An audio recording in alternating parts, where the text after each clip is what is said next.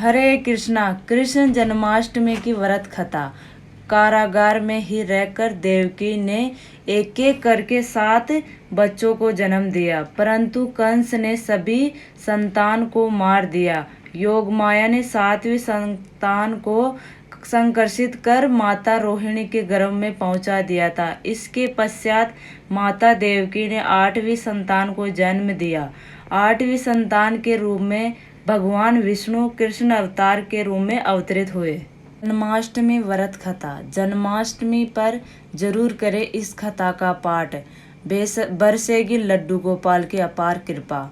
पंचांग के अनुसार इस वर्ष भगवान श्री कृष्ण जन्माष्टमी का त्योहार 26 अगस्त को मनाया जाएगा। इस दिन लड्डू गोपाल की विशेष पूजा अर्चना करने का विधान है। साथ ही 56 भोग अर्पित किए जाते हैं। ऐसी मान्यता है कि उपासना करने से कान्हा जी की कृपा प्राप्त होती है। चलिए जानते हैं भगवान कृष्ण का अवतार कैसे हुआ।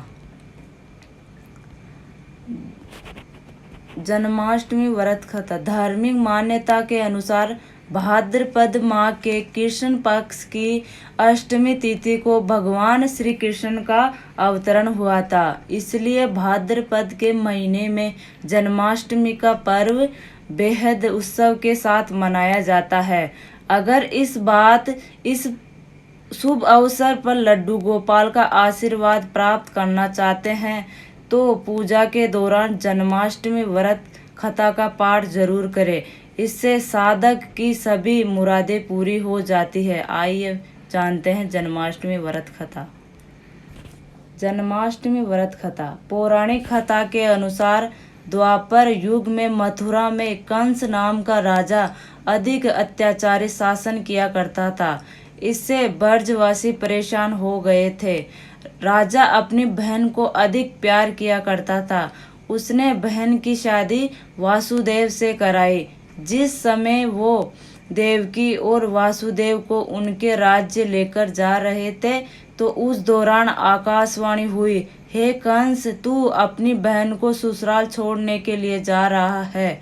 उसके गर्भ में पैदा होने वाली 8वीं संतान तेरी मौत की वजह बनेगी। यह सुनकर कंस को क्रोध आया और वासुदेव को मारने बढ़ा। ऐसे में देवकी ने अपने पति को बचाने के लिए कंस से कहा कि जो भी संतान जन्म लेगी मैं उसे आपको सौंप दूंगी। इसके बाद कंस ने दोनों को कारागार में डाल दिया। कारागार में देवकी ने 7 संतान को जन्म दिया। कारागार में ही रहकर देवकी ने एक एक करके 7 बच्चों को जन्म दिया, परंतु कंस ने सभी संतान को मार दिया। योग माया ने 7वीं संतान को संकर्षित कर माता रोहिणी के गर्भ में पहुंचा दिया।